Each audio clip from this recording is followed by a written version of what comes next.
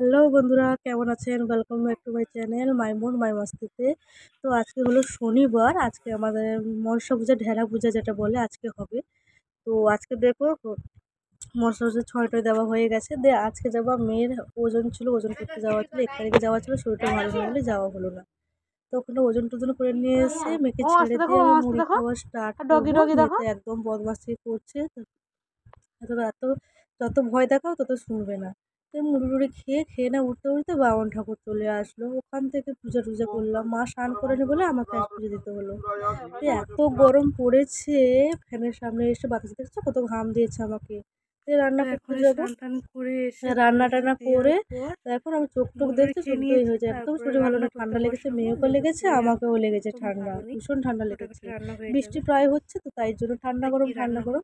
তো আজকে সিম্পল রান্না করব।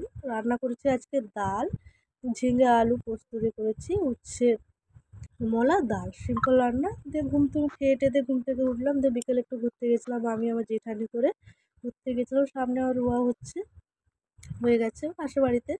তারপরে আজকে এখন দেখুন আমাদের এখানে করমঙ্গা গাছ রয়েছে, আমাদের বারিশটা হচ্ছে, কাজটা বাকি রয়েছে। তারপরে রাতের খাবারটা করবো। রাতের খাবার হলো সব, হলো তরকারি আর রুটি।